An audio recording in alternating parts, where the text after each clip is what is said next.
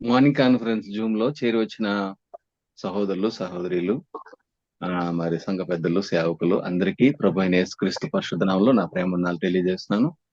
ఈ రోజు 4821 రోజున దేవుడు మనల్ని తన పాదసన్నిధికి తీసుకుని వచ్చినారు. అందరూ దేవుని స్తుతిస్తూ ఉన్నాం.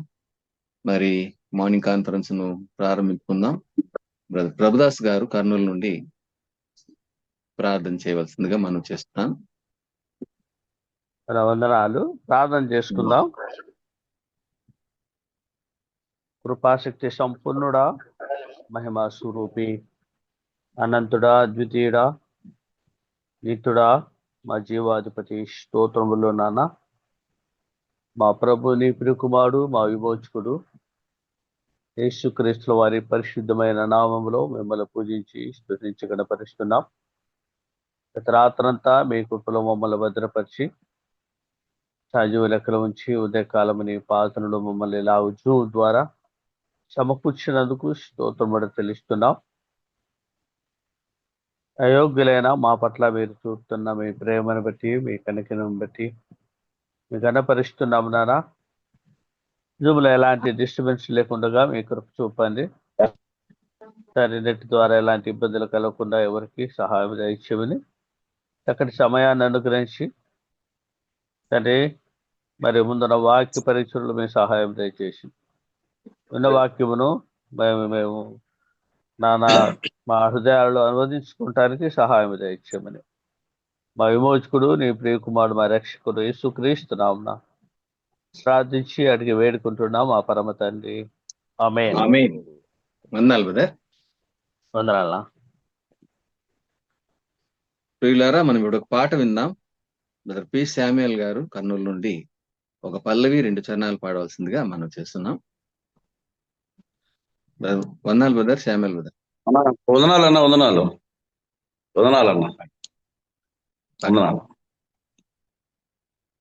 నీ స్వరము వినిపించు ప్రభువా, నీ దాసుడాలకించు. నీ స్వరము వినిపించు ప్రభువా, నీ దాసుడాలకించు. నీ వాక్యము నేర్పించు, దాని యందు నడచునట్లు నీతో, దాని యందు నడచునట్లు నీతో. నీ స్వరము వినిపించు ప్రభువా, నీ దాసుడాలకించు. ఉదయమునే లేచి నీ స్వరము వినుట నాకు ఎంతో మధురము. దినమంతటి కొరకు నన్ను సిద్ధపరచు, రక్షించు ఆపదల నుండి, రక్షించు ఆపదల నుండి. నీ స్వరము వినిపించు ప్రభువా, నీ దాసుడాలకించు. నీ స్వరము వినిపించు ప్రభువా, నీ దాసుడాలకించు. భయభీతులలో తుఫానులలో నీ స్వరము వినిపించుము. అభయము నిమ్ము ఓ గొప్ప దేవా, ధైర్యపరచుము నన్ను, ధైర్యపరచుము నన్ను. నీ స్వరము వినిపించు ప్రభువా, నీ దాసుడాలకించు. నేర్చుకున్నాను నా శ్రమల ద్వారా నీ వాక్యమును ఎంతో. నన్నుంచుము ప్రభువా నీ విశ్వాస్యతతో, నీ యందు నిలుచునట్లుగా, నీ యందు నిలుచునట్లుగా. నీ స్వరము వినిపించు ప్రభువా, నీ దాసుడాలకించు. నీ స్వరము వినిపించు ప్రభువా, నీ దాసుడాలకించు. అన్న వందనాలు. వందనాలు ఉదయ్. వందనాలు. మంచిది, చక్కని పాట విన్నాము. దేవుని స్వరం మనం ఈ ఉదయం దేవుని స్వరాన్ని వినడానికి చేరి వచ్చి ఉన్నాం. అందులో దేవుని స్తుతిస్తూ ఉన్నాం. మనల్ని నడిపించిన దేవుని బట్టి ప్రభువుకు కృతజ్ఞతాస్తుతులు చెల్లిస్తున్నాం. మరి ప్రియులారా, ఈరోజు వాక్యం అందించడానికి బ్రదర్ జోయల్ అబ్రహాం గారు షార్జా నుండి సిద్ధంగా ఉన్నారు. ఇంగ్లీష్ లో వారు వాక్యం అందిస్తూ ఉండగా ట్రాన్స్లేట్ చేయడానికి బ్రదర్ రూపస్ కుమార్ గారు ఉన్నారు హైదరాబాద్ నుండి. వారి ఇరువురు వాక్యము అందించే ముందు బ్రదర్ ఎలీషా బాబు గారు ప్రార్థన చేస్తారు. వాక్యం కొరకు బ్రదర్ ఎలీషా బాబు గారు ప్రార్థన చేస్తారు. వందనాలు. కరుణామయుడా, కనికర పూర్ణుడా, మీ కొందనములు. జీవాధిపతి, జీవము గల రాజా, మా ప్రాణాత్మ దేహాలని కనికరించి మరలా మార్చి మాసం 14వ తేదీ పెందలకడే మీ పాద సన్నిధి భాగ్యం మాకు ఇచ్చారు. నడిపించడంలో మీ దాసులు రవి మనోహరను మీరు బలపరుస్తున్నారు. ప్రార్థించిన ప్రభుదాసనను బట్టి, పాట పాడిన సమయాలను బట్టి మేము స్తుతిస్తున్నాం. ఇప్పుడు మీ స్వరం వినడానికి మేము సిద్ధంగా ఉన్నాం. జోయల్ అబ్రహాం అన్నను మీ పక్షంగా, మీ పాత్రగా, మీ సాధనంగా, మీ పూరగా ఉపయోగించండి. తర్జుమా చేయడంలో కేజీ రూపసరను కూడా మీ పాత్రగా ఉపయోగించండి. మా అందరితో మాట్లాడండి. ప్రస్తుత పరిస్థితుల్లో అవసరమైన లేఖన భాగాలు మీ దాసుని నోట ఉంచి మీరే మీ నామమునకు మహిమ ఘనత ప్రభావాలు ఆరోపించుకోమని యేసు ప్రభు దయగల, శక్తిగల, జీవము గల పరిశుద్ధ నామములు ప్రార్థన చేసి మీ మాటలు వినబోతూ ఉన్నాము తండ్రి. వందనాలు. ప్రియులారా, ఈ రోజు ఉదయము మనము దేవుని మహిమను గురించి ధారావాహిగా వింటున్నాము. గ్లోరీ ఆఫ్ గాడ్ గురించి. మరి పాతాళము, మృతుల లోకముల గురించి గత వారంలో తీసుకొని వచ్చారు సబ్జెక్టు. ఈరోజు ఇంకా అందులో నుండి విషయాలు అందించుటకు సిద్ధంగా ఉన్నటువంటి ప్రియులు, పెద్దలు బ్రదర్ జోయల్ అబ్రహాం గారిని, బ్రదర్ రూఫస్ గారిని ఆహ్వానిస్తున్నాం. బ్రదర్ వందనాలు బ్రదర్ ఇద్దరికి.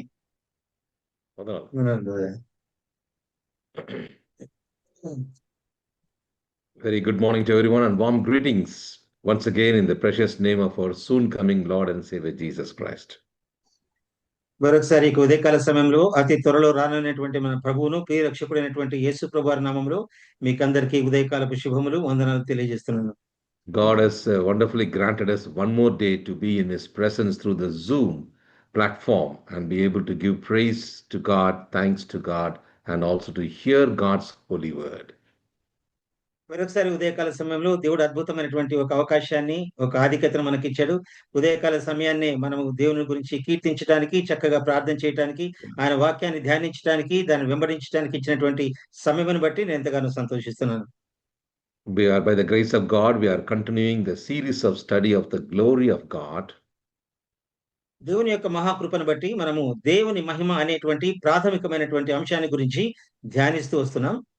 In the Old Testament, we have seen a few passages, and now we are examining a few passages from the New Testament. పాత నిబంధన గ్రంథంలో నుంచి కొన్ని వాక్య భాగాలు మనం చూచి ధ్యానించాము. ఇప్పుడు కొత్త నిబంధన గ్రంథంలో నుంచి కొన్ని వాక్య భాగాలకు దానికి సంబంధించింది చూసుకుందాం. And in connection to that, we have also covered the Olivet Discourse found in Matthew's Gospel, chapter 24. దీనికి సందర్భంగా ఉన్నటువంటి మత్తయి సువార్త 25వ అధ్యాయంలోని యేసు ప్రభువారు ఒలివల కొండలపైన చేసినటువంటి ఆ సుదీర్ఘమైనటువంటి ప్రవచనాత్మకమైనటువంటి సందేశాన్ని కూడా మనం ధ్యానిస్తూ వస్తున్నాం. In connection to that, we have come to the last part of the last verse of the chapter, and then we continued with a study about the underworld. ఈ భాగంగానే మనము చివరి భాగమైనటువంటి ఆ యొక్క నరకమును గురించి, అక్కడ ఏడ్పు పండ్లు కొరుకుతూ ఉంటాయంటూ దాని గురించి ధ్యానిస్తూ ఇప్పుడు ఆ యొక్క ధ్యానాన్ని ముందుకు మనము కొనసాగిద్దాం. The triumph over death and grave. మరణం పైన, సమాధి పైన ఉన్నటువంటి విజయం ఏంటి? See, since the dawn of time, humanity has faced one common enemy that remains undefeated by medicine, wealth, and power. That is called death. మనకందరికి ఎరుగుదు అనాది కాలం నుంచి కూడా మానవుడు ఎదుర్కొన్నటువంటి ఒక భయంకరమైనటువంటి శత్రువు. అది మందులు, ఔషధాలు బాగు చేయలేనటువంటిది, ఏ ధన సంపద బాగు చేయలేనటువంటిది. అది మరణము. దానిని ఇంతవరకు కూడా ఎవరు జయించలేకపోయారు. It is a shadow that is looming every family and a silence that fills the grave. ఆ యొక్క మరణం అనేది ప్రతి కుటుంబం పైన ఒక నీడగా ఉంటూ వెంటాడుతోంది. But today, we're gathered here to celebrate the truth that changes everything from the Word of God. కానీ ఈ ఉదయకాల సమయంలో యేసు ప్రభువారి యొక్క పుట్టుక ద్వారా, ఆయన యొక్క రక్షణ ద్వారా ఏ విధంగా వీటన్నిటి గురించి మనం అధిగమించగలం అనేటువంటి ఆ యొక్క సంతోషకరమైనటువంటి, ఆనందకరమైనటువంటి విషయాలు మనం ధ్యానించబోతున్నాం. We will read some encouraging verses, even though the topic is not very much liked by everybody to hear. We will read some encouraging verses and then move into the in-depth study about the underworld, which is biblical to us talk about. మీలో కొంతమందికి, ఒకవేళ చాలా మందికి అది అంత ఆసక్తికరంగా ఉండకపోవచ్చు. కానీ వాక్యపు వెలుగులో మనం చూసినప్పుడు మనకు కనబడినటువంటి ఆ లోకము అది ఏంటి? ఆ లోకము గురించినటువంటి మరణం తర్వాత జరిగేటువంటి విషయాల గురించి, అంత్యకాలాన్ని గురించి మనం యొక్క ధ్యానాన్ని ఉదయకాల సమయంలో కొనసాగిస్తున్నాం. Turning our attention to book of Isaiah, chapter 25, verse 8. యెషయా గ్రంథం 12వ అధ్యాయం 25, verse 8. 25వ అధ్యాయము 8వ వచనము. మరెన్నడూ ఉండకుండా మరణమును ఆయన మృంగివేయును. ప్రభువైన యెహోవా ప్రతి వాని ముఖము మీద బాష్ప బిందువులను తుడిచివేయును. So several hundred years before the first Christmas, we can call it, prophet Isaiah looked forward to a day when God would be doing something very radical, and that is what mentioned in this beautiful verse. ఈ యొక్క మధురమైనటువంటి యొక్క వచన భాగంలో రాయబడింది చాలా వందల సంవత్సరాల క్రితము. మనం మొట్టమొదటి క్రిస్మస్ అనగా యేసు ప్రభువారు పుట్టినది పూర్వము కొన్ని వందల సంవత్సరాల క్రితమే యెషయా ప్రవక్త ఒక చక్కటి ఆనందాన్ని కలిగించేటువంటి మాటలు పలికాడు. Look at verse 9. He says, "We will be glad and rejoice in his salvation." Why? ఇక్కడ 9వ వచనంలో మనం చూసినప్పుడు మనము కనిపెట్టుకొని యెహోవా ఆయన రక్షణను బట్టి సంతోషించి ఉత్సహింతుము అన్నాడు. ఎందుచేత? Because he is our God. We have waited for him. He will save us. ఏం చేతనంటే ఆయనే గొప్ప దేవుడు. ఆయన కొరకు మనము ఎదురు చూచాము గనుక దానిని బట్టి మనము సంతోషించాలి. Oh, my dear believers, what a great hope that is for us today morning. క్రీస్తునందు ప్రియ విశ్వాసులారా, ఈ ఉదయకాల సమయాన్ని ఎంత మధురమైనటువంటి సంగతిని గురించి మనం ధ్యానిస్తున్నాం. It is the depth of God's love for us. అది దేవుడు మన పట్ల చూపుతున్నటువంటి ఒక లోతైనటువంటి గొప్ప ప్రేమను అది వివరిస్తుంది. Look at the word given in verse 8. To swallow up means to consume it entirely. ఇక్కడ 8వ వచనాన్ని మనం చూసినప్పుడు మరణము ఇక ఎన్నడూ ఉండకుండా మృంగివేయును అనే మాటకి అర్థం చూసినప్పుడు ఇక మరణం అనేది మనకు ఉండదు, ఆయన దాన్ని తీసివేస్తాడు అనే భావన ఇక్కడ చెప్పబడుతుంది. And the Lord will wipe away the tears from off all the faces. తర్వాత ప్రభువైన యెహోవా ప్రతి వాని ముఖము మీద బాష్ప బిందువులను తుడిచివేయును అనేటువంటి చక్కని మాట. So the very presence of God who wipes away the tears. Now notice carefully, you can see in John chapter 11:35 and see the picture, beautiful picture about Jesus wept.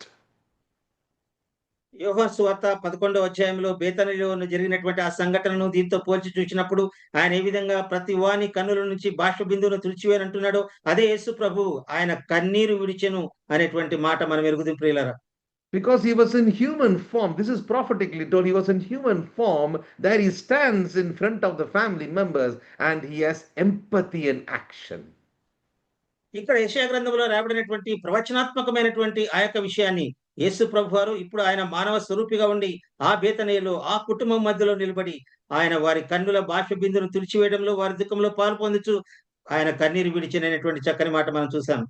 But he proclaimed something to Martha. What did he say? I am the resurrection and the life. He proved that death has no authority in his presence. కానీ అక్కడ ఆ సంభాషణలో ఆయన మార్తతో మాట్లాడుతూ పునరుత్థానమును జీవమును నేనే అనేటువంటి చక్కటి మాట ఆయన పలుకుతున్నట్టుగా మనం చూస్తాం. So the resurrection of the dead in Christ is the ultimate triumph. కాబట్టి అంతిమ విజయం ఏంటంటే క్రీస్తునందు మృతి నొందిన వారు తిరిగా పునరుత్థానము చెందుతారనేది మనము పొందబోయేటువంటి గొప్ప విజయం ప్రియులారా. So today morning we're going to see death is not the end of your story. It is merely the closing of a chapter before the glory of eternity begins. కాబట్టి ఉదయకాల సమయంలో మనం గ్రహించవలసింది మరణముతో మన యొక్క కథ ముగియడం లేదు గాని మరణము తర్వాత మనం జీవించబోతున్నాం. ఆ జీవితం ఎలా ఉంటుంది అనేది మధురమైనటువంటి విషయాలు మనము ఉదయకాల సమయంలో ధ్యానించబోతున్నాం.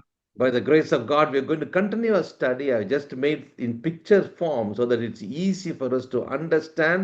We have to keep our Bibles open because this is not the teaching, is only a teaching aid, but the Word of God is there for us to give instruction. ఈ ఉదయకాల సమయంలో దేవుని యొక్క మహాకృపను బట్టి నేను కొన్ని ఊహా చిత్రాలు గీసి ఇవన్నీ కూడా ఈ దృశ్యాలు చూడటం ద్వారా మనం ఈ విషయాలను జాగ్రత్తగా మనం అర్థం చేసుకోగలం. కాబట్టి మనం అందరం కూడా మన యొక్క బైబిల్ తెరిచిపెట్టుకొని వీటిని జాగ్రత్తగా మనం విందాం ప్రియులారా. I think all of you are able to see the screen, correct? Yes, Okay. brother. Yeah. So now we are moving into the study. Last time we looked into the earth's surface and the underworld. మనము గత వారంలో గమనించినట్టుగా భూమి కిందినటువంటి మూడో భాగము, ఆ తర్వాత మూడో ఆకాశాన్ని గురించి కూడా మనం ధ్యానించాం. And we looked into the introductory key terms which is required for us to understand Sheol, Hades, Gehenna, Abyss, Tartarus and the grave. తర్వాత మనము గతించిన వారంలో సమాధి అంటే ఏంటి, తర్వాత పాతాళము, అగాధము, నరకము అనేటువంటి విషయాలు పర్యాయ పదాలు ఏ విధంగా ఎక్కడెక్కడ రాయబడ్డాయో వాటన్నిటి గురించి ధ్యానిస్తూ దానికి సంబంధించినటువంటి యొక్క వచన భాగాల్ని లేదా ఆ పరిచయ వాక్కులు కూడా ఇక్కడ మనం చూస్తున్నాం. Quickly, I just highlight a few things and we'll go in for today's study. నేను త్వరగా ఆ ప్రాముఖ్యమైనటువంటి అంశాలను నేను ప్రస్తావిస్తూ నేను ముందు కొనసాగుతాను. These terms are very important for us to understand so that when we are studying mainly in English and we have only one term, we don't have the very common words which you see here used in the Greek, Hebrew, which is specifically written neither in any of the languages. మనం ఇక్కడ చూసినప్పుడు మన యొక్క Telugu Bibles లో కానీ English బైబిల్లో మనం ఎక్కువగా చదువుతుంటాం. కానీ ఇంకా దానికంటే చాలా స్పష్టంగా మూల భాష అయిన గ్రీకు పదంలో ఈ పాతాళాన్ని గురించి చక్కటి పదాలు ఉపయోగించబడ్డాయి. వాటి అర్థాలు కూడా మనం తెలుసుకుంటున్నాం. The word Sheol in Hebrew 65 times is used in the Old Testament. Sheol అనేటువంటి హీబ్రూ పదము పాత నిబంధన గ్రంథంలో 65 సార్లు దాని గురించి ప్రస్తావించబడింది, అనగా పాతాళము. 31 times it refers to hell and 31 times it refers to the grave. 3 times it refers to the pit. దాదాపుగా 31 సార్లు నరకము గురించి, సమాధి గురించి 31 సార్లు, తర్వాత ఆ యొక్క గొయ్యి మనం ఏదైతే అగాధం అంటున్నామో అడుగు లేనటువంటి గొయ్యి అనగా అగాధాన్ని గురించి 3 సార్లు బైబిల్ గ్రంథంలో రాయబడి ఉంది. And the equivalent of the same word is called Hades, which is used in the New Testament almost 10 times. It refers to hell. దానికి దరిదాపుగా అదే అర్థం వచ్చేటువంటి హేడ్స్ అనేటువంటి మాట పాతాళాన్ని గురించి నూతన బంధన గ్రంథంలో కూడా పలుమార్లు ప్రస్తావించబడింది. We made it very clear of what the Bible clearly talks about. Hades is a hollow subterranean place, and we saw very clearly about the beauty of how it has been described, even about Jesus' death, burial, and the power over death was proclaimed beautifully.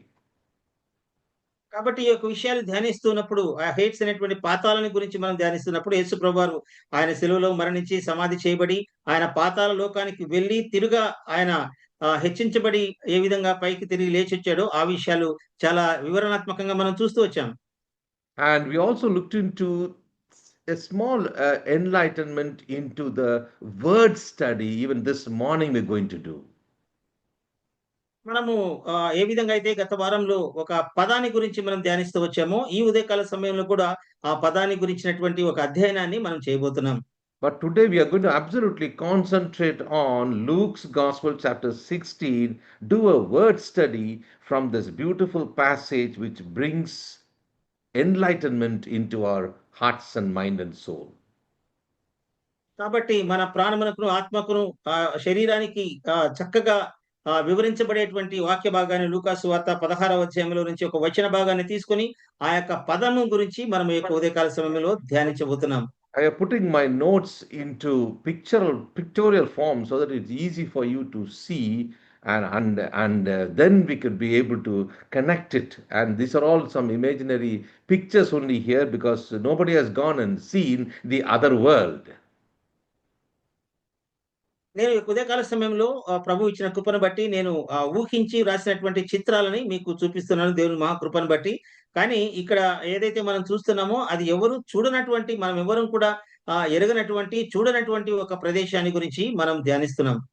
Notice carefully, let's turn our attention to Luke's Gospel,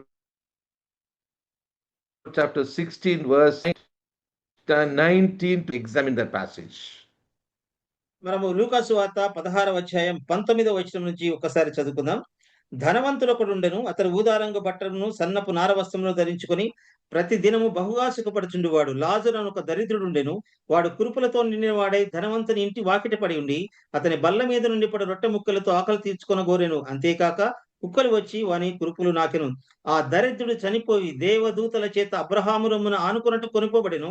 ఆ ధనవంతుడు కూడా చనిపోయి పాతి పెట్టబడెను.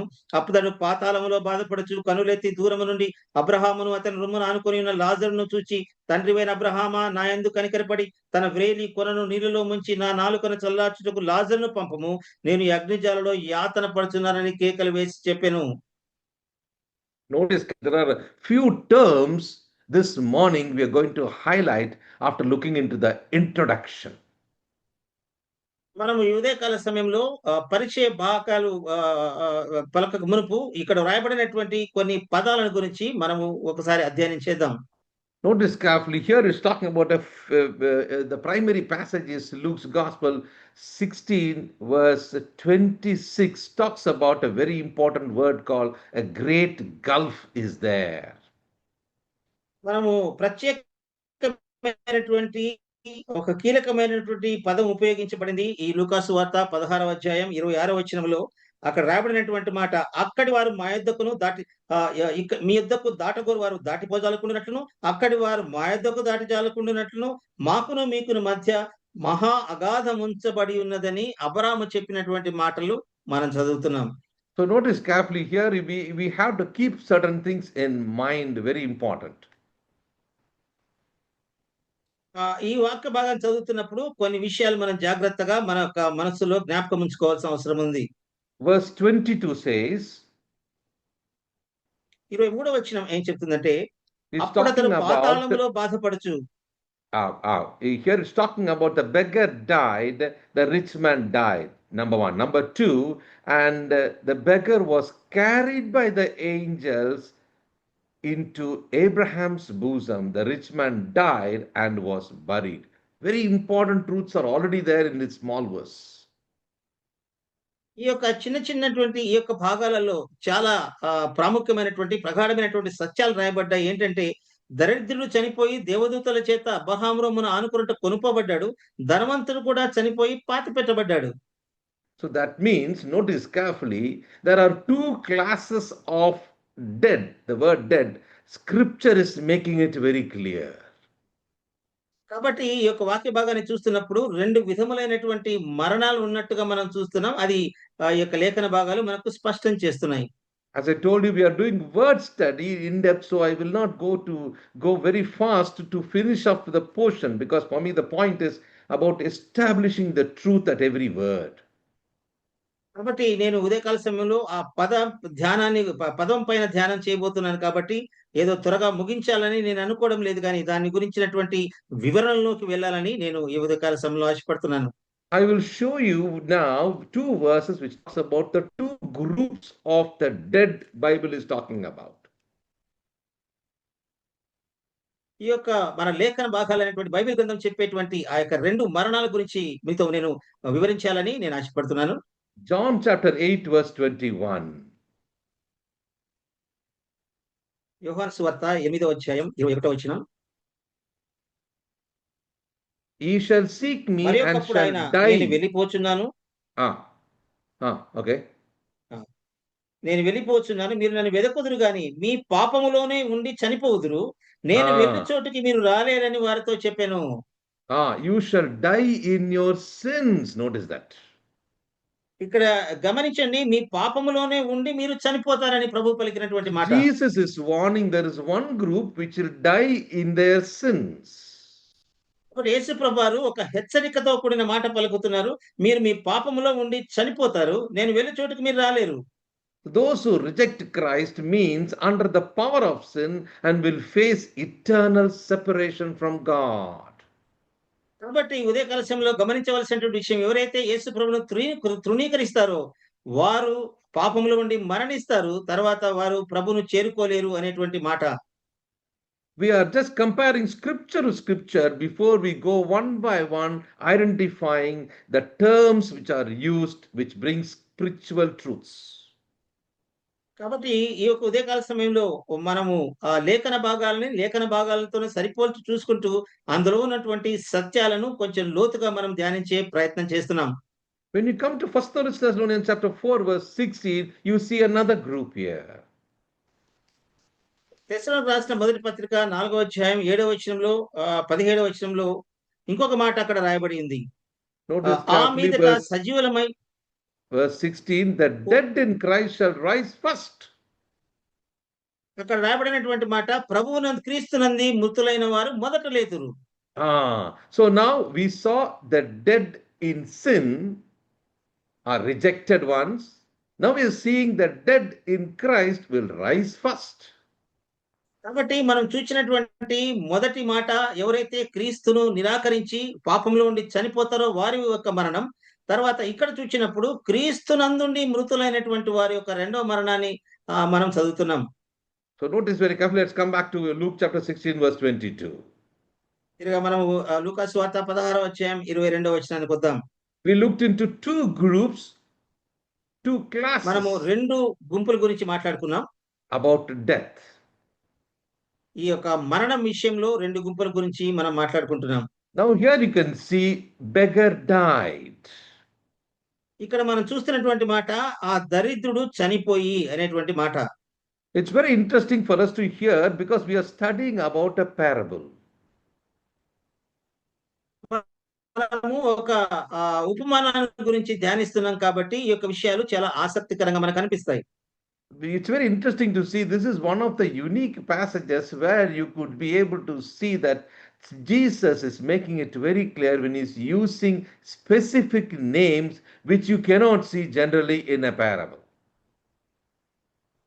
కానీ ఇక్కడ మనం జాగ్రత్తగా చూసినప్పుడు యేసు ప్రభువారు పలికినటువంటి ఈ యొక్క చెప్పినటువంటి ఈ యొక్క ఉపమానము చాలా అది ప్రత్యేకమైంది. కానీ ఆయన అక్కడ యేసు ప్రభువారు వాడినటువంటి భాష లేదా పదజాలం అది చాలా ప్రత్యేకంగా మనకి కనిపిస్తాయి. Yes, that is very interesting to see that because when I was studying again and again, I noticed that, first thing we have to make a difference between mystery and parable. కాబట్టి మనము నేను దీన్ని చాలా సార్లు పర్యాయాలు నేను చదువుతూ ధ్యానిస్తూ వస్తున్నప్పుడు మనం గ్రహించవలసింది దానిలో నుంచి ఉన్నటువంటి అర్థాలేంటి అనేటువంటి విషయాలు మనం తప్పక గ్రహించవలసిన వారమైనాం. We are not talking about a mystery. Mystery is not known to man, but a parable is bringing out the truth which is already there. ఒక మర్మము అయితే మనుషులు దాన్ని గ్రహింపజాలరు, కానీ ఈ యొక్క ఉపమానం ద్వారా అయితే మనం దానిలో ఉన్నటువంటి సత్యాలని చక్కగా సులభంగా మనం గ్రహించగలుగుతాం. Notice here carefully, he is talking about the beggar died was carried by the angels. Did you notice that? కాబట్టి గమనించండి, దరిద్రుడు చనిపోయి దేవదూతల చేత Abraham రొమ్మున ఆనుకొనుటకు కొనిపోబడెను. And last time we saw about Hades. తర్వాత మనము ఆ పాతాళాన్ని గురించినటువంటి మాట మనం చదువుతాం. And in Hades, I just spoke to you about talking about the lower Hades and upper Hades, and talking about one where the rejected ones are there, and there is one on the upper side, and that is how what happened, and when Jesus after his death went and brought back all those saints who were there in and shifted it to paradise. మనము గత వారంలో కూడా ధ్యానిస్తూ వచ్చాం. భూభాగము కింద ఉన్నటువంటి ఈ యొక్క పాతాళం యొక్క కొన్ని మెట్లు లేదా భాగాల గురించి ధ్యానిస్తూ వస్తున్నప్పుడు యేసు ప్రభువారు కూడా ఆ కిందున్నటువంటి ఆయన మరణించిన తర్వాత సమాధి చేయబడిన తర్వాత కిందున్న పాతాళమునకు వెళ్లి ఆయన పరిశుద్ధులను తీసుకొని పైకొచ్చినట్టుగా మనం గత వారంలో ధ్యానించాం ప్రియులారా. Notice carefully, the rich man was consumed in self-centered living, and finally he made wrong choices and he died. తర్వాత ధనవంతుని విషయాన్ని గురించి మనం ధ్యానించినప్పుడు అతనికి కూడా చనిపోయాడు. కానీ తన జీవిత కాలం అంతట్లో కూడా తన స్వంత నిర్ణయాలు తీసుకొని బ్రతికి చనిపోయాడు. But we hear about Lazarus. You know the meaning of the word Lazarus? God is my help. కానీ లాజరుని గురించి మనము ఆ యొక్క అర్థాన్ని మనం చూసినప్పుడు దేవుడే నాకు సహాయకుడు అనేటువంటి అర్థం వచ్చేటువంటి ఆ యొక్క లాజరు యొక్క భావం. And Lazarus lived all his life in poverty, but his heart was rich in God, in line with God all the time. మనం లాజరు గురించి చదువుతున్నప్పుడు ఈ లోకంలో దరిద్రుడుగానే జీవించాడు, కానీ ఆ యొక్క దేవుని విషయంలో అయితే ఆయన ఎంతో ధనవంతుడుగా జీవించగలిగాడు. Notice carefully, when he died, he was immediately taken.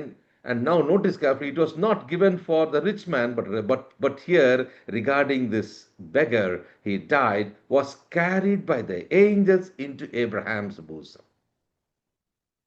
కాబట్టి ఇక్కడ మనం చదువుతున్నటువంటి వాక్య భాగంలో ధనవంతుడికి జరగనటువంటి విషయం మనం చూస్తున్నాం. లాజరు చనిపోయినప్పుడు ఆయన దేవదూతల చేత కొనిపోబడి అబ్రహాము రొమ్మున అనుకొనబడ్డాడు, కానీ ధనవంతుని విషయంలో ఆ విధంగా జరగలేదు.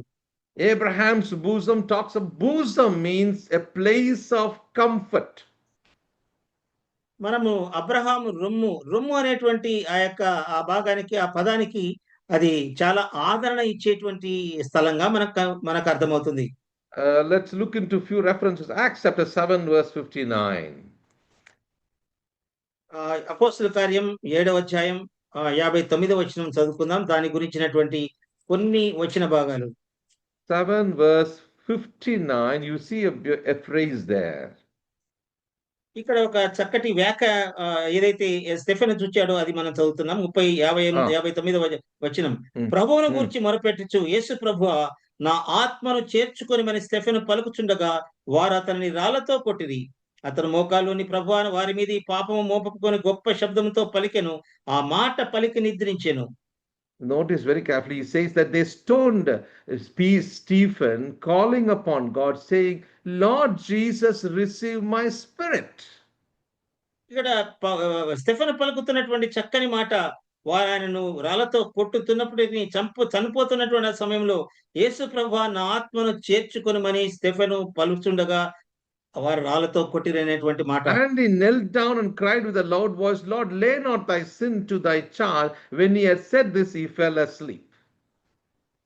అంత మాత్రమే కాకుండా స్టెఫెను ఆ చనిపోయేటువంటి సమయంలో మోకాళ్ళుని ప్రభువా వారి మీద ఈ పాపము మోపకుమని గొప్ప శబ్దముతో పలికినటువంటి చక్కటి మాటను మనం చూస్తున్నాం ప్రియులారా.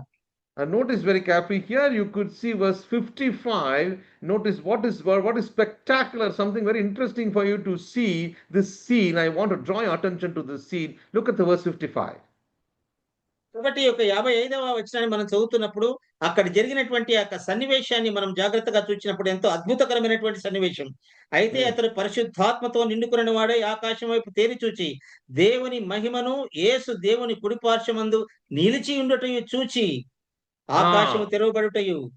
Notice very carefully, the death of a righteous is precious to God, is so true. కాబట్టి మనం ఏదైతే వాక్య భాగంలో చదువుతున్నామో ఆ ప్రభువు నుండి మృతి నొందిన వారు నీతిమంతుల యొక్క మరణం అది ఆశీర్వాదకరం. Notice carefully what is given there. Jesus, being full of the Holy Ghost, looked up steadily into heaven and saw the glory of God. Now notice very carefully something very interesting. Jesus standing on the right hand of God. ఇక్కడ చాలా ఆసక్తికరమైనటువంటి మాటలు మనం చదువుతున్నాం. ఆ పరిశుద్ధాత్మతో నిండుకున్నవాడు ఆకాశం వైపు తేరి చూచి ఆ యొక్క స్టెఫెను దేవుని మహిమను యేసు దేవుని కుడి పార్శ్వమందు నిలిచి ఉండుట చూచినటువంటి ఆ యొక్క సన్నివేశం. The Bible normally speaks of Jesus seated at the right hand of God. I have almost 5 to 7 references talking about Jesus was seated at the right hand of God. వాక్య భాగంలో నేను గమనించినప్పుడు 5-6 వచనాలు కూడా యేసు ప్రభువారు తండ్రి కుడి పార్శ్వమందు కూర్చుండి ఉన్నాడు అనేటువంటి మాటలు నేను చదివాను. But notice here it is talking about standing. కానీ ఇక్కడ మనం చూచినప్పుడు యేసు దేవుని కుడి పార్శ్వమందు నిలిచి ఉండడం అనేటువంటి మాట మనం చదువుతున్నాం. I will quickly show you one passage. John chapter 2 verse 34.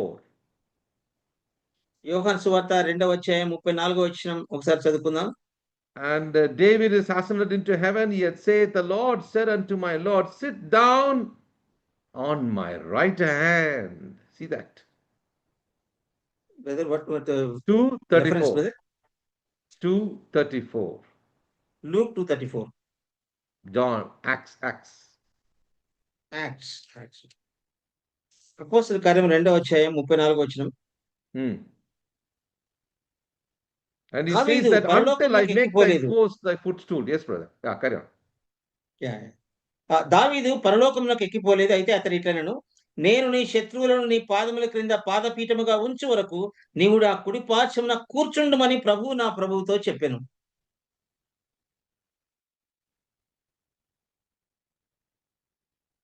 I could hear that the drone going there. That's the reason I stopped.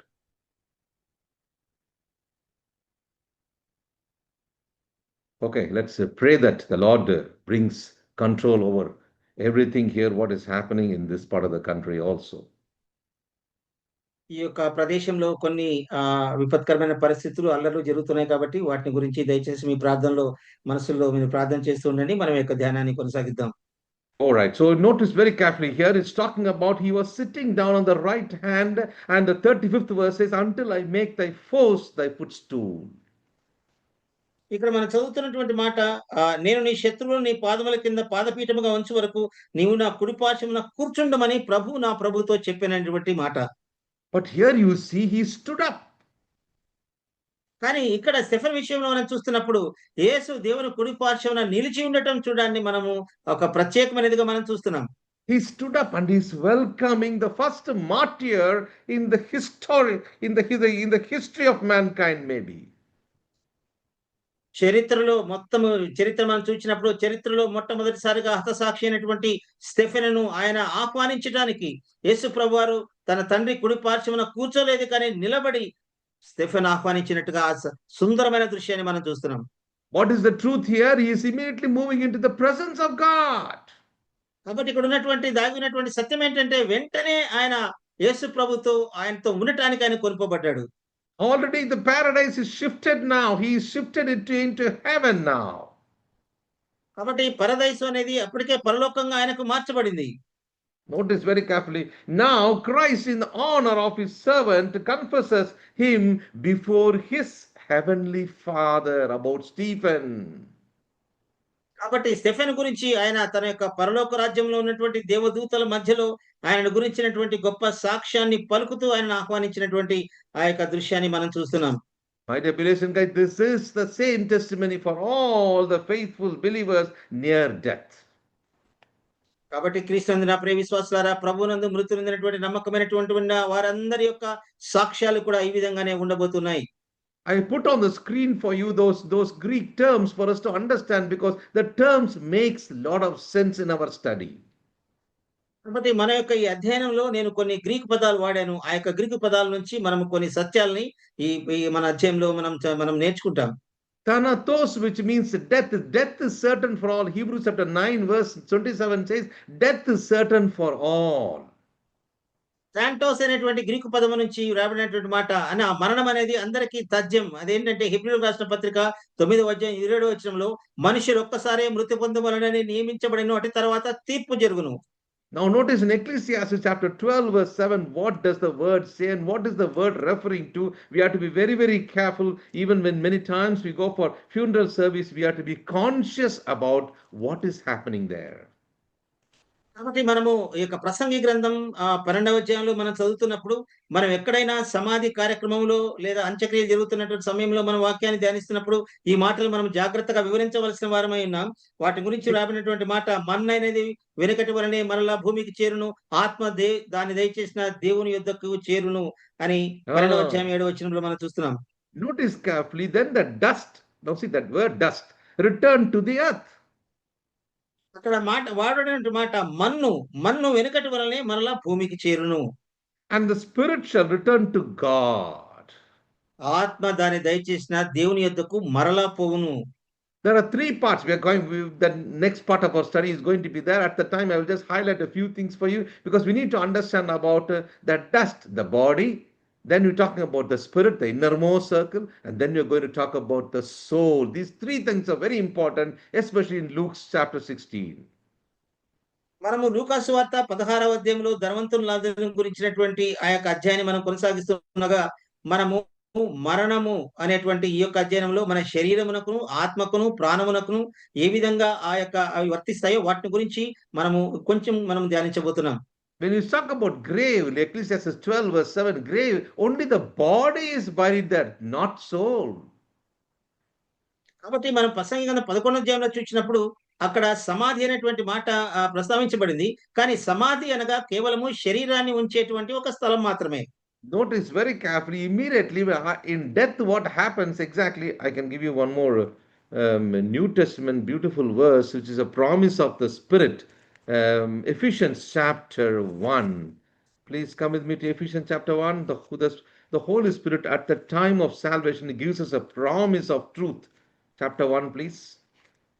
కాబట్టి మరణం తర్వాత ఏం జరుగుతుంది అనేటువంటి విషయాలు ఒక చక్కటి పరిశుద్ధాత్మ దేవుడు రాయించినటువంటి ఆ మాటల్ని ఆయన ఇచ్చినటువంటి వాగ్దానాన్ని ఒకసారి జ్ఞాపకం చేసుకుందాం. Chapter 1 verse 13 and 14. 13, the last part. You believed, you were sealed with the Holy Spirit of promise. అక్కడ రాబడినటువంటి మాట, మీరు రక్షణ సువార్తను విని క్రీస్తునందు విశ్వాసం ఉంచి వాగ్దానము చేయబడిన ఆత్మ చేత ముద్రించబడితిరి, దేవుని మహిమ కీర్తి కలుగుటకై. Now read the 14th verse. దేవుని మహిమకు కీర్తి కలుగుటకై ఆయనను సంపాదించుకున్న ప్రజలకు విమోచనము కలుగు నిమిత్తము ఈ ఆత్మ మన స్వాస్థ్యమునకు సంచ కరువుగా ఉన్నాడు.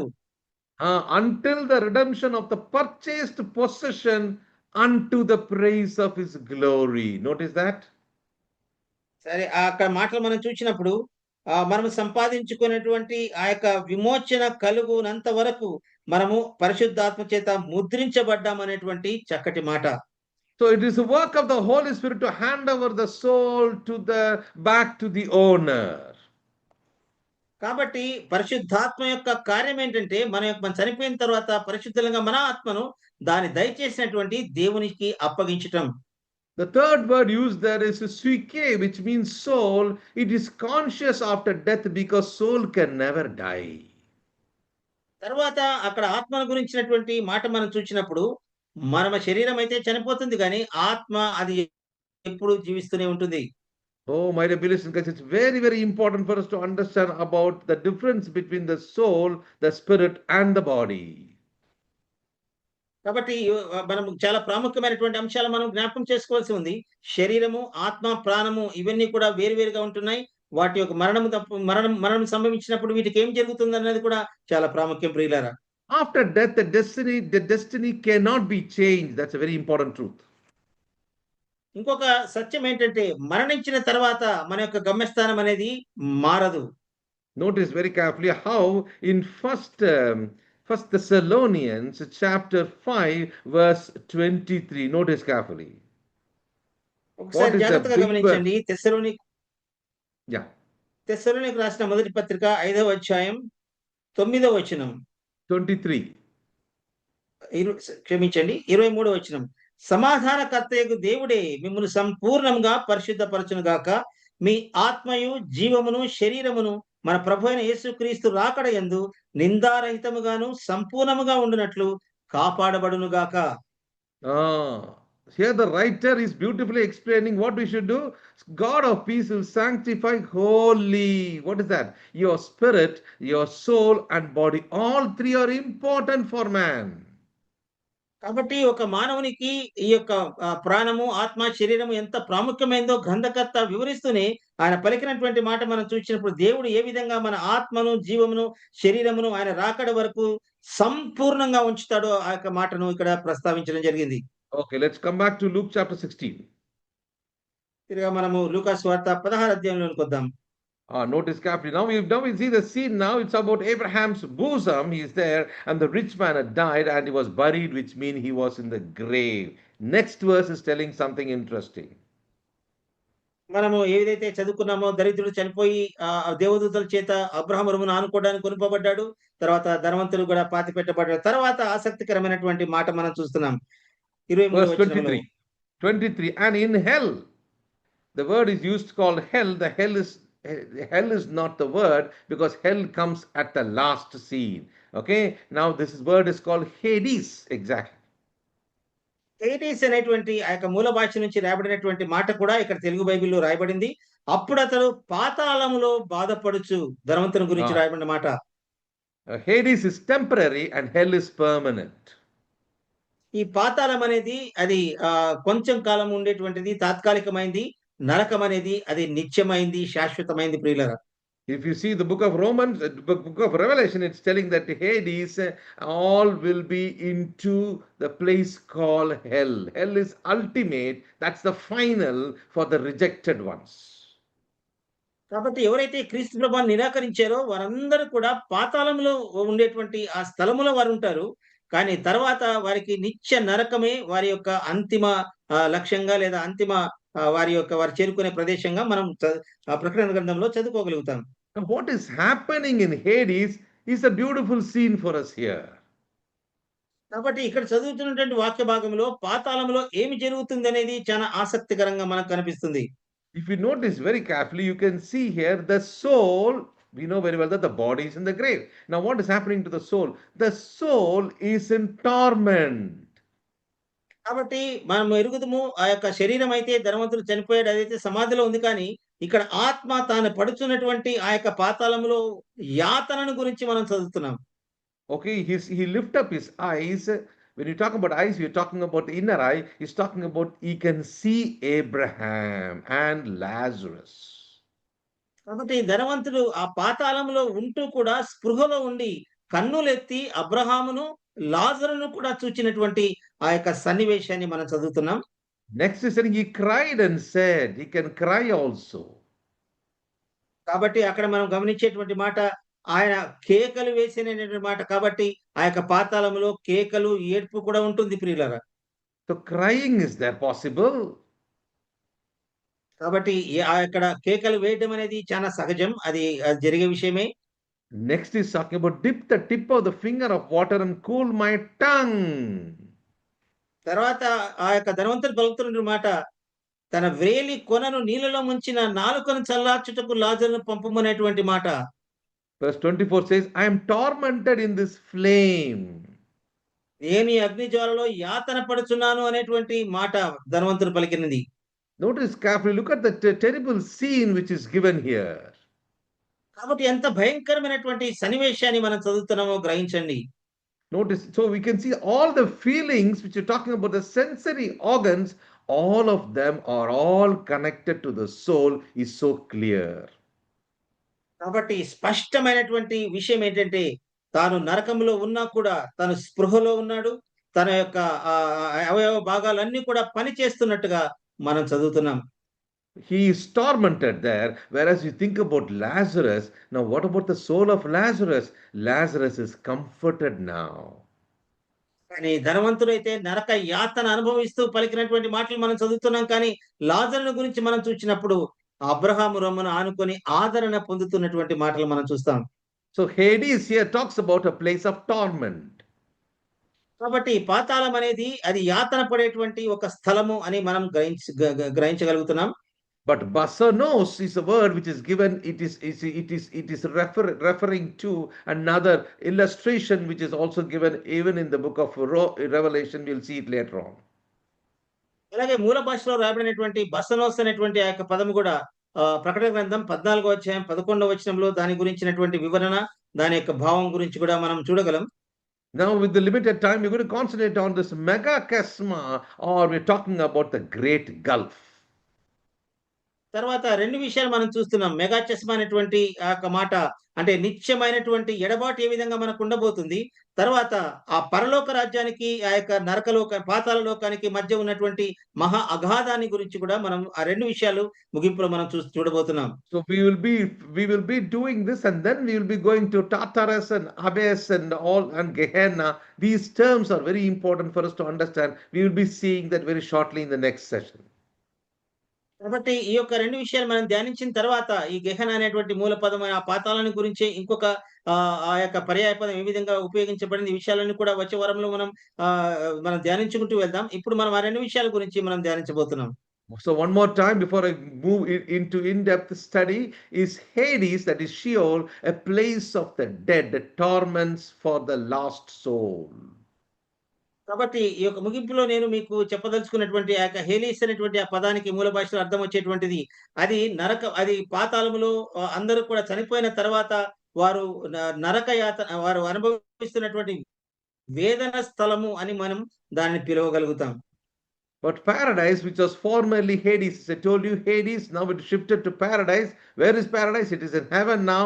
It's Abraham's bosom now in the third heaven. కాబట్టి మనం అదే పరదైసు గురించి మనం ధ్యానించినప్పుడు పరదైసే పరలోక రాజ్యంగా మార్చబడింది. అదే మనం చూచినప్పుడు అబ్రహాము రొమ్మును ఆనుకుని నెమ్మది పొంది ఉండటం. Notice very carefully, he's talking about a great gulf which is in between these two.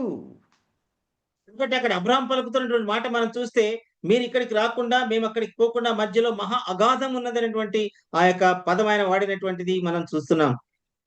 Which we saw in Luke 16:26, it's fixed separation after death. కాబట్టి అక్కడ మరణించిన తర్వాత ఈ యొక్క పాతాళమునకుని పరలోక రాజ్యానికి మధ్యలో ఖచ్చితంగా ఉన్నటువంటి ఆ యొక్క అగాధం అక్కడ వారు ఇక్కడ వారు అక్కడ వెళ్లకుండా ఉండు నిమిత్తమై No more decisions can be done moving from here to there. కాబట్టి ఒక్కసారి ఆ యొక్క గమ్య ప్రదేశానికి నరకానికి వెళ్ళిన పరలోక రాజ్యానికి వెళ్ళిన తర్వాత ఆ నరకం నుంచి మళ్ళీ తిరిగా నేను పరలోక రాజ్యానికి వెళ్తానంటే అది కుదరదు ప్రియులారా. The next we see in Hebrews 9:27 is judgment follows death.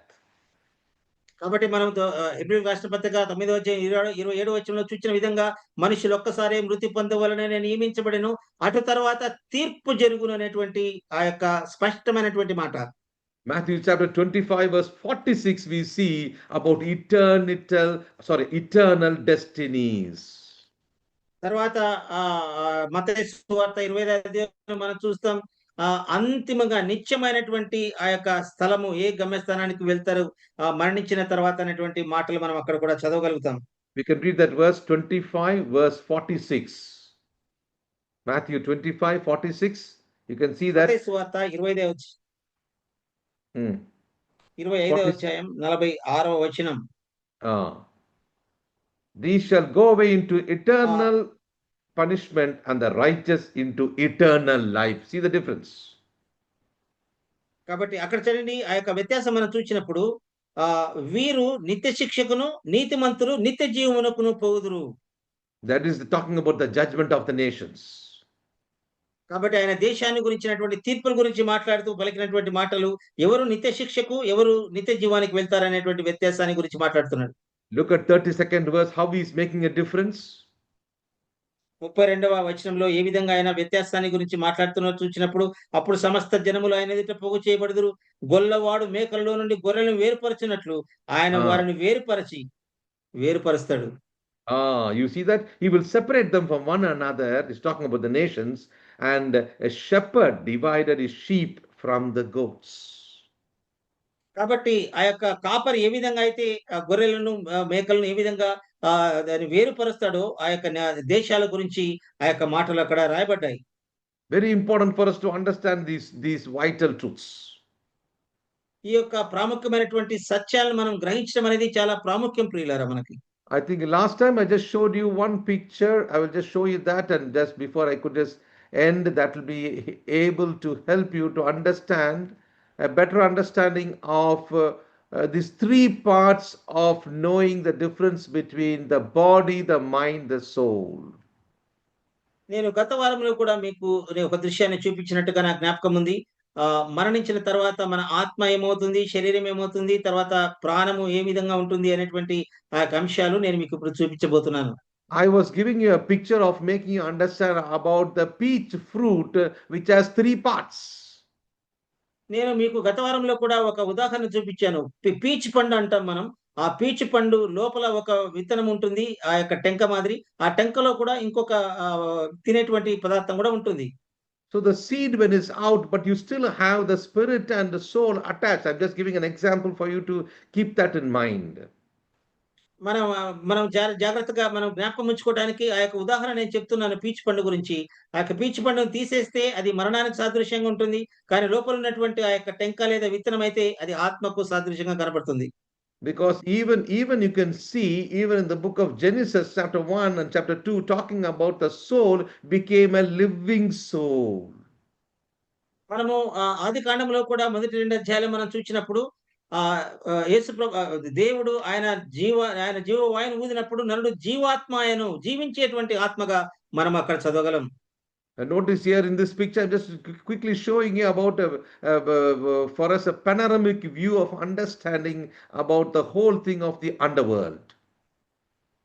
కాబట్టి భూమి కిందున్నటువంటి యొక్క పాతాళం లేదా ఆ యొక్క లోకాన్ని గురించినటువంటి ఒక ఒక అవగాహన రావడం కోసమే నేను ఈ యొక్క దృశ్యాన్ని మీకు చూపిస్తున్నాను.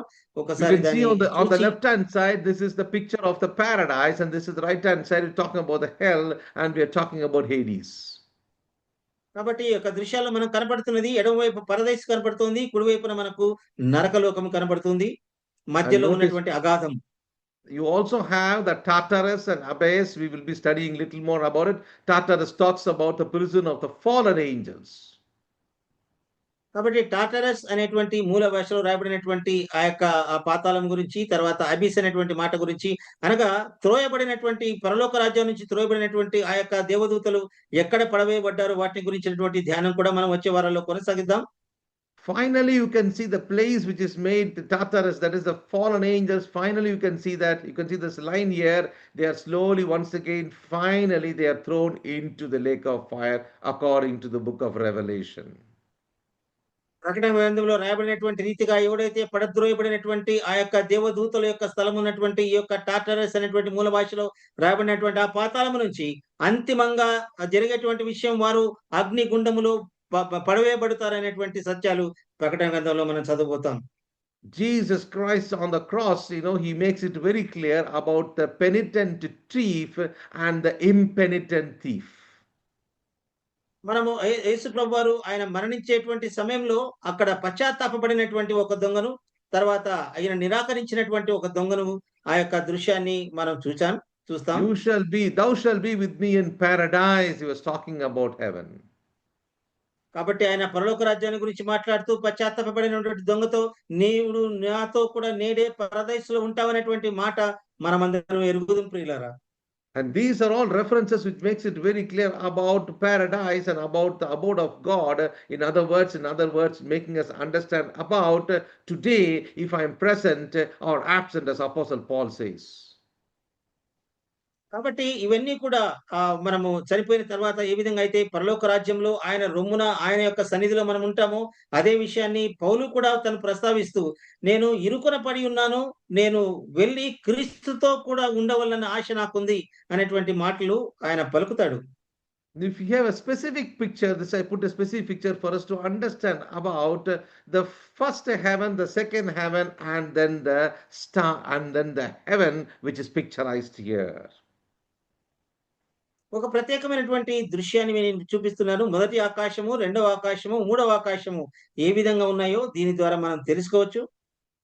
And last time also we looked into one reference, even before we can close, one or two references we will best able to see that. So you have a clear picture about what is this. First heaven is talking about the starry heaven and the atmosphere, the starry heaven, and then we talk about the third heaven. మనము గతంలో ధ్యానించినటువంటి రీతిగా కూడా మొదటి ఆకాశం అనగా మనకు కనిపించేటువంటి నక్షత్ర లోకాన్ని గురించి మనం చూసాం. తర్వాత రెండవ ఆకాశము, దాని పైన ఉన్నటువంటి ఆకాశము, తర్వాత మూడవ ఆకాశాన్ని గురించి కూడా పౌలు పలికినటువంటి మాటలు కూడా మనము ధ్యానించాం ప్రియులారా. And these are things which gives us a lot of confidence so that there is no confusion when we study God's word. కాబట్టి ఇవన్నీ మనం ధ్యానిస్తూ వస్తున్నప్పుడు దేవుని యొక్క వాక్యాన్ని మనం చాలా జాగ్రత్తగా చదువుతున్నప్పుడు ఎంత మనకు దృఢమైనటువంటి ఆ యొక్క విశ్వాసాన్ని మనం కలిగిస్తాయో, నమ్మకాన్ని కలిగించి ధైర్యంతో నింపుతాయో మనము జాగ్రత్తగా మనం గ్రహించుతాం ప్రియులారా. In 12th chapter of the Luke's Gospel, where 47 and 48, which shows about the degrees of sufferings in hell, which we already seen there also. మనం మునుపు కూడా ధ్యానించిన విధంగా లూకా సువార్త 12వ అధ్యాయంలో ఆ యొక్క నరకలోకంలో వారు అనుభవించేటువంటి ఆ శ్రమలు, 3 రకాలుగా ఉంటాయి, 3 మెట్లుగా ఉంటాయి అనేటువంటి మాటలు మనం చూస్తున్నప్పుడు, ఎక్కువ తప్పులు చేసిన వారికి ఎక్కువ దెబ్బలు అనేటువంటి ఇవన్నీ కూడా మనము గత వారాల్లో కూడా ధ్యానించాం. In Matthew chapter 10, verse 28, we also saw something very interesting. We stopped in the middle. తర్వాత మనము మత్తయి సువార్త 10వ అధ్యాయం 28వ వచనంలో కూడా దానికి సంబంధించినటువంటి ఆ యొక్క మాటలు కూడా మనం ధ్యానించాం. Verse 28, chapter 10, fear not them which kill the body, but are not able to kill the soul, because rather fear him which is able to destroy both the soul and the body in hell. కాబట్టి 28వ వచనంలో ప్రభు పలికినటువంటి మాట, మరియు మీరు ఆత్మను చంపనేరక దేహమునే చంపు వారికి భయపడకుడు గాని ఆత్మను దేహమును కూడా నరకములో నశింపజేయగలవానికి మిక్కిలి భయపడుడి. Notice very carefully. So Jesus is teaching at the place of eternal punishment for those condemned before God. కాబట్టి యేసుప్రభు వారు ఇక్కడ అంతిమ తీర్పు గురించి మాట్లాడుతూ మీరు ఎవరికి భయపడాలనే విషయంలో ఆత్మను దేహమును కూడా చంపేవాడికి భయపడండి అనేటువంటి క్రీస్తుని ఏ విధంగా స్వీకరించాలో దానికి సంబంధించినటువంటి మాటలు పలుకుతున్నాడు. If you notice in Mark 9:43, it's talking about the everlasting fire. తర్వాత మార్కు సువార్త 9వ అధ్యాయం 14వ వచనంలో ఆయన యొక్క నిత్య నరకాన్ని గురించినటువంటి మాటలు అక్కడ మనం చదవగలుగుతాం. Let us look into 2 Thessalonians chapter 1 verse 5. 2 Thessalonians chapter 1 verse 5. About the epistle is also teaching about this. పత్రికలు కూడా వీటి గురించినటువంటి వివరణ మనకి ఇస్తున్నాయి. తెస్సలోనికీయులకు రాసినటువంటి 2వ పత్రిక 1వ అధ్యాయం 2 Thessalonians chapter 1 verse between 5 and 9 there are two captivating words. ఇక్కడ మనకి 6, 8 కూడా కలిపి ఉన్నాయి. ప్రభువైన యేసు తన ప్రభావమును కనపరచు దూతలతో కూడా పరలోకములో నుండి అగ్ని జ్వాలలో ప్రత్యక్షమై దేవుని ఎరుగని వారికి మన ప్రభువైన యేసు సువార్తకు లోబడని వారికి ప్రతిదండన చేయనప్పుడు మిమ్మల్ని శ్రమపరచు వారికి శ్రమయు శ్రమ పొందుచున్న మీకు మాతో కూడా విశ్రాంతి అనుగ్రహించిన దేవునికి న్యాయమే.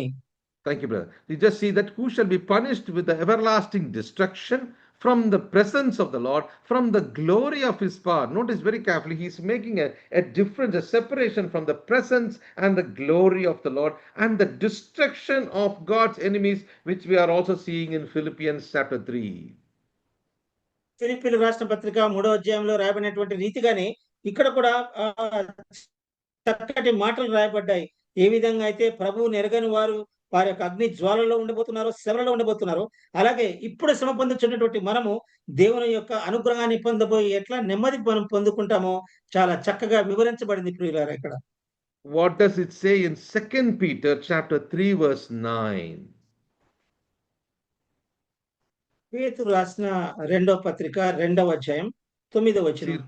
We have to read several verses for us to establish certain truths. కాబట్టి కొన్ని సత్యాలను ధృవీకరించడానికి కొన్ని వాక్య భాగాలని తప్పక మనం చదవవలసిన వారమైనా. పేతురు రాసిన 2వ పత్రిక 2వ అధ్యాయం 9వ వచనంలో భక్తులను శోధన 3వ అధ్యాయం 9వ వచనంలో కొందరు ఆలస్యమని ఎంచుకున్నట్లు ప్రభు తన వాగ్దానమును గురించి ఆలస్యం చేయువాడు కాడు గాని ఎవడనూ నశింపవాలని నిశ్చయింపక అందరూ మారు మనసు పొందవాలని కోరుచు మీ ఎడల దీర్ఘశాంతము గలవాడై ఉన్నాడు. Notice carefully, my dear brother, and as we are closing this, I want to bring your attention to one thing. Keep this in mind. It is not God's intention or desire to send anyone to hell. క్రీస్తునందు నా ప్రియ సహోదరులారా, ముగించక మునుపు నేను ఒక మాటను మీకు స్పష్టం చేయాలని కోరుతున్నాను. ఇక్కడ రాయబడినటువంటి వచన భాగాన్ని చదువుతున్నప్పుడు ఎవ్వరు కూడా నశించడం ఇష్టం లేదు కాబట్టి పేతురు రాసినటువంటి ఆ మాటలు మనం చూసినప్పుడు ఆయన దీర్ఘం శాంత గలవాడే, ఆయన అందువలన ఆలస్యం చేయుచున్నాడు అనేటువంటి మాటలు మనం చదువుతున్నాం. Here we are talking about the day of the Lord, and we are and that is the day of God. These are the two concepts given here for us to understand in a better way. We will be coming to that little later about studying these terms, but keep the context in our mind. It is not God's desire at all. కాబట్టి మనం అక్కడ చదువుతున్నటువంటి వాక్య భాగాల్లో మనం చూస్తున్నప్పుడు దేవుని దినము, ప్రభు దినం అనేటువంటి మాటలు ప్రయోగించబడినప్పటికీ అంతిమంగా మనము స్పష్టంగా గ్రహించగలిగినటువంటి ఒక విషయం, ఎవ్వరూ కూడా నశించటం అనేది ప్రభువుకి ఇష్టము లేదనేటువంటి స్పష్టమైనటువంటి మాటలు. So God, the word of God is always giving us warnings, and you and I are supposed to take the warnings and adhere to the warnings of God's word. కాబట్టి దేవుని యొక్క వాక్యాన్ని మనం ధ్యానిస్తున్నప్పుడు ధ్యానించిన ప్రతిసారి కూడా ఎన్నో హెచ్చరికలు అవి మనకు జారీ చేస్తున్నప్పుడు మనం జాగ్రత్తగా వాటిని గ్రహించి వాటికి లోబడి జీవించవలసినటువంటి వారంగా ఉంటున్నాం. So as we close, keep this in mind. It is not just a normal parable he's talking about, because this parable has names which specifically talks about Abraham and Lazarus and rich man, and he brings out certain truths about the underworld and the important truths which are taught here in the scripture in this context. కాబట్టి మనం చదివినటువంటి ఆ యొక్క సందర్భం, తర్వాత లేఖనానుసారమైనటువంటి ఆ యొక్క విషయాలు, ధనవంతుడు లాజరు విషయంలో చెప్పబడినటువంటి ఆ యొక్క ఉపమానాన్ని గురించి మనం ధ్యానిస్తూ వస్తున్నప్పుడు అదేదో సామాన్యంగా చెప్పినటువంటి ఉపమానంగా దయచేసి భావించవద్దు. కానీ అక్కడ రాయబడినటువంటి మాటలు, వాటి యొక్క భావనలు మనం చూస్తున్నప్పుడు మరణించిన తర్వాత మనుష్యుడు ఏ విధంగా ఉండబోతున్నాడనేది ఎంత స్పష్టంగా రాయబడిందో వాటి ద్వారా మనం తెలుసుకుంటున్నాం ప్రియులారా. As we are hearing God's word this morning time, let the Lord dwell in our hearts and strengthen us, give us the hope of glory, so that we could strengthen others, so that they are not going to be lost in this world.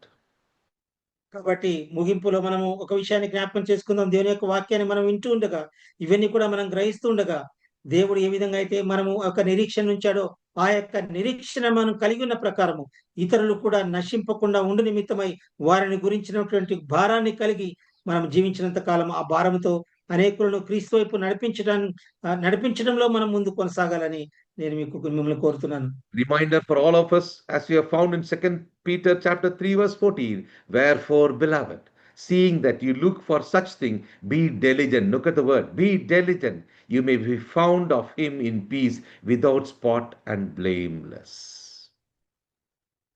ఒక మాట చాలా స్పష్టంగా రాయబడినటువంటి చక్కటి మాట, పేతురు రాసిన 2వ పత్రిక 3వ అధ్యాయం 14వ వచనంలో, ప్రియులారా వీటి కొరకు మీరు కనిపెట్టువారు కనుక శాంతము గలవారై ఆయన దృష్టికి నిష్కలంకులను నిందారహితులుగాను ఉండునట్లు జాగ్రత్త పడుడి అనేటువంటి హెచ్చరికను మనం చూస్తున్నాం.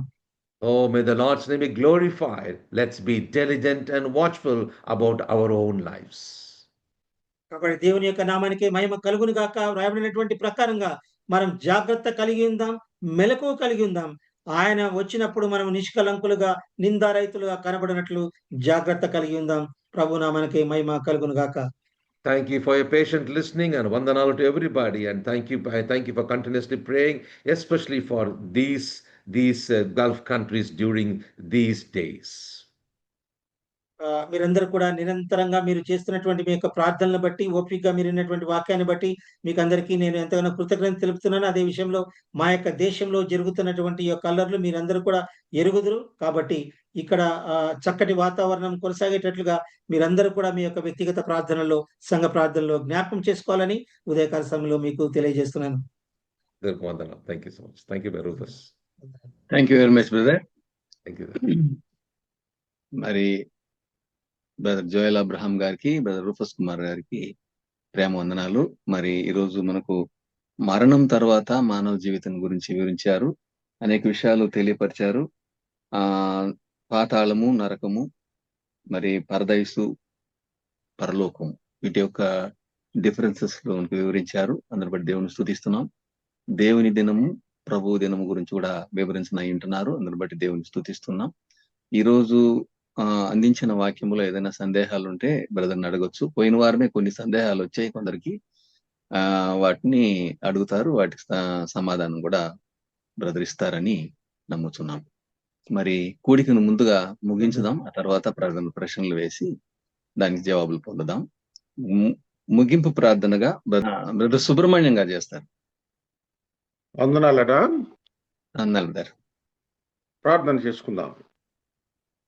పరిశుద్ధుడమైన దేవ, ప్రేమ కలిగిన మా తండ్రి, మీ శ్రేష్టమైన నామానికి వందనాలు, కృతజ్ఞతాస్తుతులు చెల్లిస్తూ ఉన్నా. ఈ అరుణోదయానికి ముందు పాతకాల సమయంలో మీ దాసుని మీరు ఆత్మచేత నింపి శ్రేష్టమైన వాక్య భాగాలను మా గమనానికి తీసుకొని వచ్చారు. మీకు వందనాలు చెల్లిస్తూ ఉన్నా. మా ప్రభువ, విశ్వాస యాత్రలో సాగుతున్న మేము ఎన్నో లోతైన మర్మాలు మేము తెలుసుకొని ప్రభువుని ఇంకా హత్తుకొని ముందుకు సాగుటకు మీ దాసులను బలపరిచి మా గమనానికి తెస్తున్నాం. మీ మాటలను బట్టి మీకు వందనాలు చెల్లిస్తూ ఉన్నాం. మరి మా ప్రభు అయిన యేసుక్రీస్తు వారు మరి కలువరి శిలువలో ప్రాయశ్చిత్తం జరిగించి మరి నాయన సమాధిలో 3 దినాలు ఉన్నాడు. అప్పుడు నాయన మరి చెరగా పట్టుకొని పునరుద్ధానుడు లేచిన తర్వాత చెరగా పట్టుకొని పరలోకమునకు వెళ్ళాడు. మరి మా ప్రభువా, ఎంత శ్రేష్టమైన సంగతులు మా గమనానికి మీరు తెచ్చారు. మరి మా నాయన అక్కడ మా ప్రభువా లాజరుని గురించి, ధనవంతుని గురించి శ్రేష్టమైన సంగతులు మా గమనానికి తెచ్చారు. మా ప్రభువా, మరి లాజరు అబ్రహాము రొమ్మున ఉండుటకు కొనుపోబడ్డాడు. ధనవంతుడు నాయన మరి ఆ మంటల్లో కాలుతూ కేకలు వేస్తున్నాడు. మా ప్రభువా, మరి ఇక్కడ మేము ఆలోచన చేసినప్పుడు ఎంత భయంకరమైన స్థితి నుండి మమ్మల్ని కాపాడారు మీరు. అందును బట్టి మీకు వందనాలు చెల్లిస్తున్నాం. మరి మా నాయన అక్కడ పాతాళంలో చూసినప్పుడు మృతుల లోకము మధ్యలో అగాధం ఉంది, మహాగాధం. ఇంకొక దగ్గర నాయన మరి మా ప్రభువా పాతాళం ఉంది. మరి మా నాయన ఎవరైతే ప్రభు అయిన యేసుక్రీస్తు నామములో విశ్వాసం ఉంచుతారో నాయన, దేవుని యందు భయభక్తులు కలిగి ఉన్నారు, వారందరినీ ప్రభు చెరగా పట్టుకొని పరలోకమునకు వెళ్ళిపోయాడు. ఎంత శ్రేష్టమైన సంగతులు నాయన. మరి ప్రభువే న్యాయాధిపతిగా ఉన్నప్పుడు ఆ నాయన మరి మా నాయన ధవళ సింహాసనం మీద ఆయన ఆసీనుడై తండ్రి మరి మా ప్రభువా మృతుల తీర్పు పునరుద్ధానం నిర్దేశించి ఎవరు ఎక్కడికి వెళ్ళారో నిర్ణయిస్తారు. ఎంత శ్రేష్టమైన సంగతులనైనా మీకు వందనాలు చెల్లిస్తున్నాం. ఎన్నో గూఢమైన సంగతులు మీ దాసుని ద్వారా మా గమనానికి తీసుకొని వచ్చారు. ఈ శ్రేష్టమైన సంగతులు మేము మా హృదయంలో పదిలపరుచుకొని ప్రభువుని ఇంకా హత్తుకొని భయభక్తులు కలిగి ముందుకు సాగుటకు సహాయం చేయమని మీ దాసుని ఇంతవరకు బలపరిచి మా గమనానికి తెచ్చిన మాటలను బట్టి మీకు వందనాలు చెల్లిస్తూ మీ వాక్యం అందించిన మీ దాసుని ఇంకనూ బలపరిచి మీ బలమైన సాధనంగా వాడుకోమని మరి మా నాయన చేరి వచ్చి శ్రేష్టమైన మాటలు విన్న ప్రతి బిడ్డను పేరు వరుసన దీవించమని భారము బాధ్యత కలిగిన ఆయన జూమ్ని నిర్వహిస్తున్న మీ దాసుడు బర్నబాస్ గారిని, సంఘాన్ని, అలాగే నాయన ఆయన కుటుంబాన్ని దీవించి ఆశీర్వదించమని ఈ అరుణోదయానికి ముందు శ్రేష్టమైన సంగతులు విని తృప్తి పొందే భాగ్యం ఇచ్చినందుకు మీకు వందనాలు చెల్లిస్తూ మమ్మల్ని అందరినీ మీ దీవెన కలిగిన చేతులకు అప్పచెప్పుకుంటూ మా ప్రభువును మా రక్షకుడైన మా యేసుక్రీస్తు ప్రభు వారి శ్రేష్టమైన నామములో స్తుతులు చెల్లించి ప్రార్థిస్తున్నాము తండ్రి. ఆమేన్. ఆమేన్. ఆమేన్. వందనాలు బ్రదర్. వందనాలు. ప్రియులారా, 4821వ రోజున మార్నింగ్ కాన్ఫరెన్స్ లో చేరి వచ్చి ప్రార్థన చేసిన వారు, పాట పాడిన వారు, వాక్యము అందించిన వారు, ట్రాన్స్లేట్ చేసిన వారందరికీ ప్రేమవందనాలు తెలియజేస్తున్నాం. చేరి వచ్చిన ప్రియులందరిని బట్టి కూడా దేవుని స్తుతిస్తున్నాం. మరి ఈ దినం నాకు అధ్యక్షత వహించి నడిపించడానికి అవకాశం ఇచ్చిన బ్రదర్ బర్నబాస్ గారికి అప్పగిస్తున్నాను సమయాన్ని. వారు కొన్ని ప్రకటనలు చేసి కూడిక ముగిస్తారు.